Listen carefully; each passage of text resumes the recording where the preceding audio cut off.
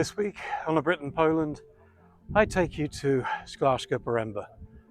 I think this is my new favourite mountain town in Poland. I think the previous holder of that was Karpacz.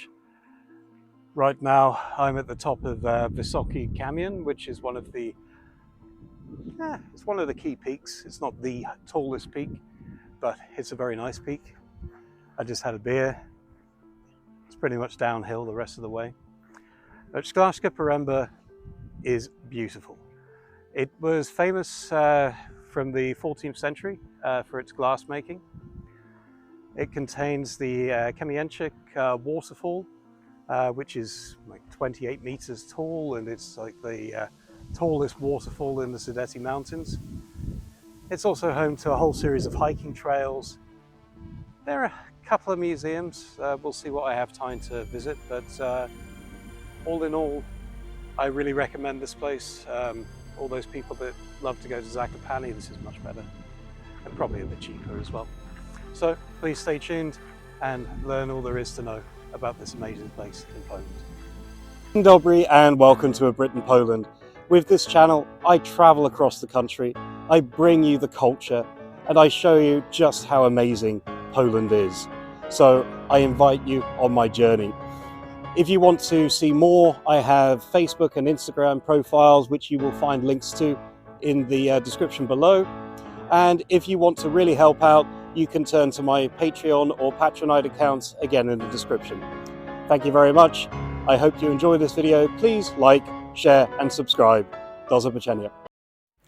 So, Szklarska Poręba is in Dolny Śląsk, or Lower Silesia. It is also, along with Karpacz, known as like the gateway to the Karkonosze Mountains. It has a population of about 6,500, though of course that fluctuates during the tourist seasons. And it actually sits at about 440 to 860 meters high, which is quite novel. So it has a bit of a microclimate, and it's meant to be very good for health. One thing I will note before we really get into the video is, other than this lovely deer here, which we saw a few of dotted around the town, there are all of these tiny animal sculptures on rocks credited to Maciek Vulcan. And you see like squirrels, hedgehogs, ladybirds, all kinds of things. Feel free to count them and let me know how many you see in the comments.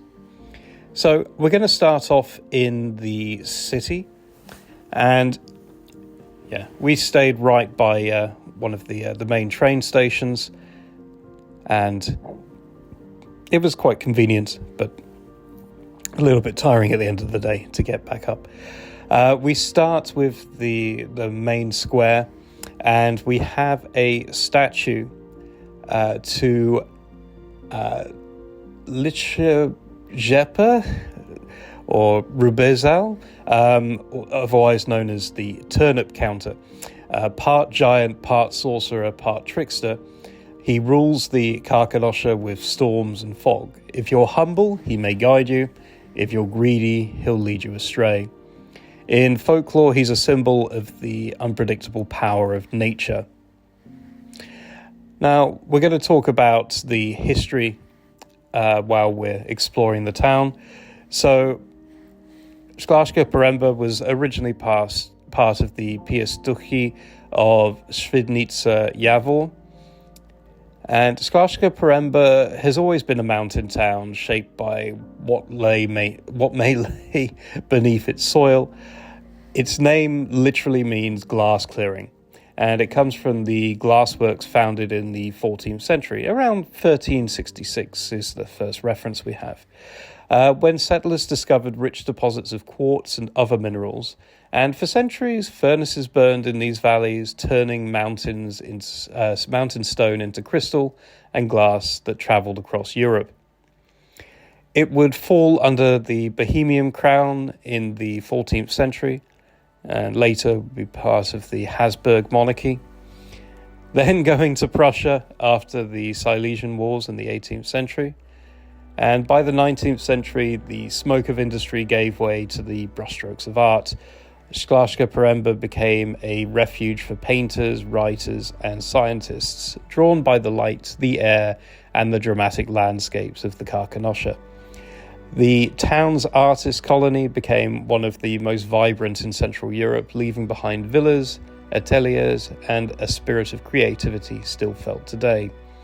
It was returned to Poland after 1945, when German inhabitants were expelled and replaced with Polish settlers. And in 1947, the town hosted the Kuminform Conference, where Soviet and Eastern Bloc communist leaders, including from the USSR, Poland, and others, met to coordinate Cold War policy. And that's probably the most geopolitically significant event here. In the 20th century, Szklarska Poręba took on another role, that of the mountain resort, ski lifts, hiking trails, and sanatorium, transformed into a place where visitors came not to work, but to breathe.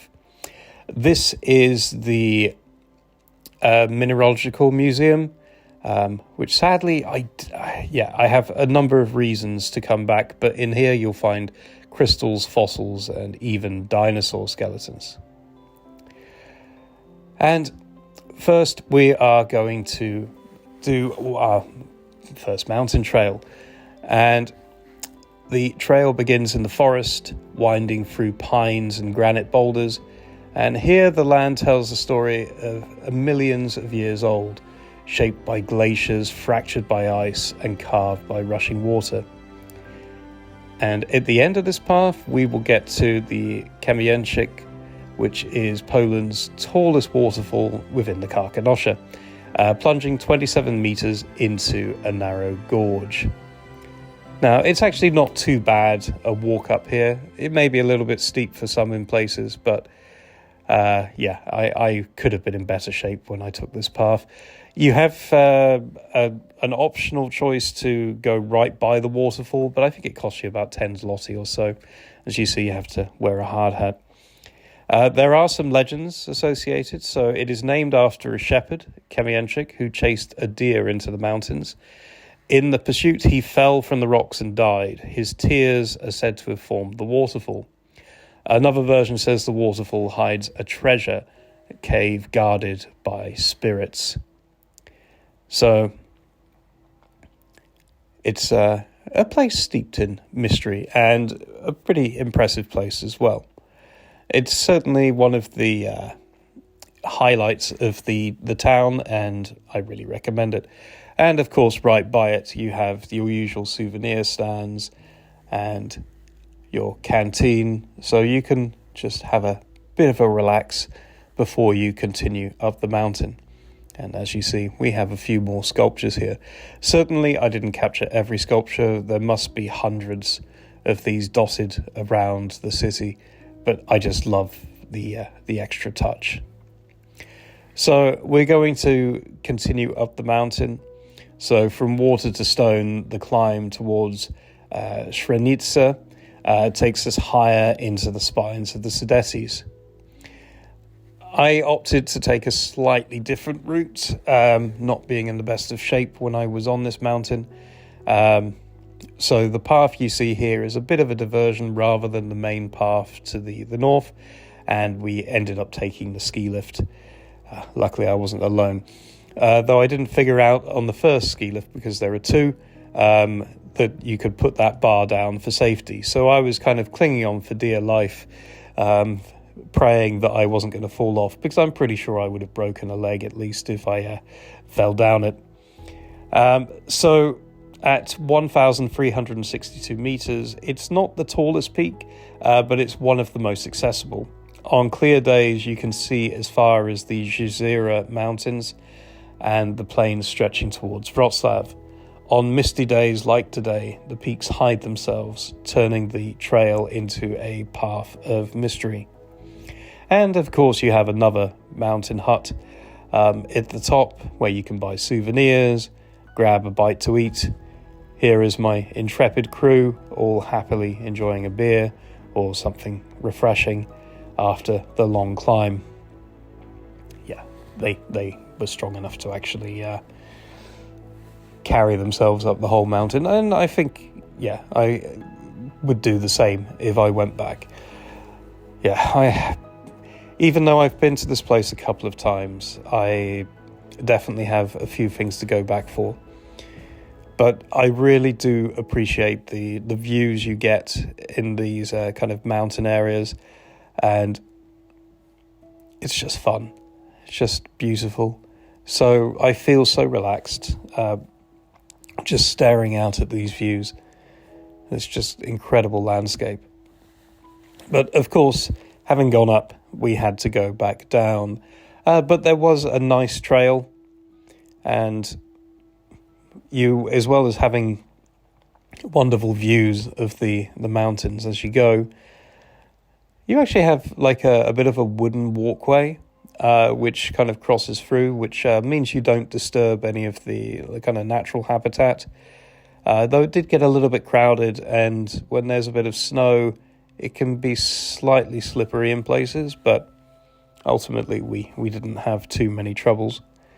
This was I think a second peak that we got to just by the first, and it was truly enchanting experience. I think actually the Karkonosze or the Sudeti Mountains, I think Sudeti is like the overall range and Karkonosze is the area within it. Some of my favourite ones, they're not as high as, say, the Tatry Mountains, but you get more of a kind of a rolling kind of mountainside view. And yeah, I just really liked it. Here was another shelter. We didn't really stay for long here, just to sit down for a minute. Yeah, I'm still having some issues with my feet, sadly, and they do hurt when I walk too much. I really need to see some kind of chiropodist or something. But as you see, you have all these incredible, granite sculptures of nature dotted around, and you'll see quite a few of them throughout the video. This is a smaller waterfall, not particularly famous, but still, it's a nice little stop. And yeah, the walk down actually wasn't too bad. It was a little bit steep and a little bit rocky in certain places, but nothing incredibly challenging. I don't think we had any issues. This is a nice little watcher, which is famous from Poznan. I will cover those in a bit more detail in a future video, or you can check out an Instagram post I did a while ago. And as you can see, we're getting back into the town, seeing some more of the sights. And this is the thing with Szklarska Poręba, you can explore it. It has so many like twists and turns, little mountain paths, so many different kind of areas of the city as well. You don't just have the main central area, you have quite a lot dotted around. So it actually gives you a lot to explore. And it's a real pleasure to just walk around. I mean, this main trip we did in April, and we got quite lucky with the weather actually, considering the forecast wasn't so favourable. And we found this kind of grey church. I'm starting to see more of these kind of grey churches in the south, and this one it stood out actually. It's got a rather unique shape to it, and it's just cool to see these churches in the mountains. I mean, you don't get the wooden church that you have in Karpacz, but still pretty breathtaking. We took a little detour to see this rock formation that, again, you have a lot of these dotted around, but this one was particularly impressive. And one of our chaps thought about climbing it a little bit. Luckily he didn't go too far up, because God knows what could happen. But you do occasionally see people climbing these things. We're going to walk past a little bit of a pond, which is quite central. It was maybe slightly underwhelming, but it was still nice.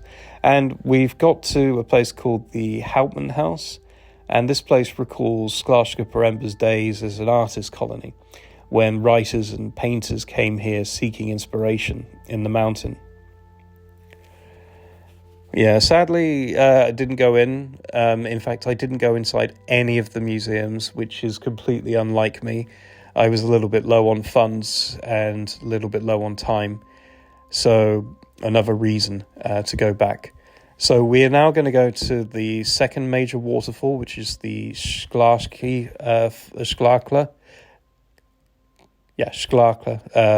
waterfall. And this also has a bit of a legend. So a poor girl named Szklarka wept endlessly after her lover's death. Her sorrowful tears became the waterfall's single graceful stream. It's seen as a gentler, kind of feminine counterpart to the more dramatic Kamieńczyk. And yeah, it cost a little bit to go in and see it, but something like 10 zloty, so nothing too bad. It's a shame that both the waterfalls seem to have been born in sorrow, according to the legends, but this one again has a nice little kind of mountain hut next to it where you can stop in for a beer or grab something to eat. And yeah, I try to take these things in. Yeah, so this is the Juna Museum, which mixes minerals with myth, a blend of geology and mountain folklore, much like the town itself. And again, a place I need to go back to. Yeah, I could definitely do a part 2 of this video at some point, just to capture a little bit more of the nature. There are certainly a few trails I didn't go down, a couple of peaks I didn't reach, and museums to visit. There was this cool, Nordic hotel that I just passed randomly. I wasn't expecting this. I just saw it. I'm like, oh, I love these gates. I don't know how much it costs to stay here, but I think if I went back, I'd be tempted. Though it was a little bit out of the way, so maybe if you have a car, it's better. We are now going to go up to the second peak. So actually, the trail to this one wasn't too bad. It was a little bit rocky, a little bit steep in places, but nothing horrendous. Actually, it was very manageable. We got a couple of viewpoints on the way as well, which added to it. And you see more beetles here. I hope you're still counting the figures. I tried to dot them throughout the video. But yeah, so the main viewpoint on the way is this one called Zloty Widok. You have about 3 Zloty Widoks, or golden views, dotted around. I featured one in the previous video. And there's a third one which I walked right past, but I was running low on time and my feet were killing me, so I skipped that one. But I think 2 out of 3 isn't bad. And yeah, so we are basically going to go to Wysoki Kamień, which we will get to very shortly. Actually, it took maybe an hour and a half for me to walk up there. I think if you're fit, you could easily do it in an hour, and it's not that steep. But I was taking things a bit more casually because, I just wanted to relax and enjoy myself. And as you can see, this place is 1,058 meters, so a bit shorter. So Wysoki Kamień, or the High Stone, and from here the panorama of the Karkonosze opens wide. The trails below, the waterfalls, the town, all pieces of a single mountain story. And here you had the tower, which you could go to the top of to give you an extended view. And again, it was something like 10 zloty or something to enter. It's probably worth carrying a bit of cash in Szklarska Poręba. I don't think it was 100% needed, but does come in handy now and again for some of these entries. And yeah, stop there for a beer because, I had to, really. And you get a few cool rock formations at the summit as well, which you can climb on. And yeah, the views of the mountains are, very nice. It's good to get multiple views. And yeah, it's just breathtaking for me. Absolutely beautiful. though. The sun decided to play havoc with my camera for some of these shots, kind of blinding it, but in person it was just a pure delight. As you can see, people are enjoying themselves with their selfies at the top here. I'm not so much of a selfie guy, to be honest, but to each their own. So we're going to take a bit of a wander, because there were a few more sites I wanted to capture on the way. So I think we're following the yellow trail here. And this is basically kind of going along the northern edge of Szklarska Poręba. And you see I saw a few random things. But one of the coolest things that I found was this pyrite mine, which we're going to get to in a minute.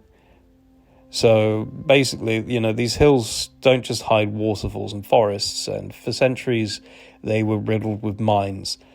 You have quartz mines, pyrite mines, even some amethyst mines, and they were dug by hand and hauled down to feed Szklarska Poręba's furnaces. Now, this old pyrite mine once produced the so-called fool's gold, a mineral used not for riches, but actually for the production of sulfur. Miners said the veins were guarded by the mountain spirit himself, and if they dug too greedily, Liczyrzepa, oh god, I can butcher that word, would bring the tunnels falling down. So you can walk, it's like fully open freely. I didn't try to venture too deeply into the mine as I was on my own, and although I love these things, I do like a certain comfort.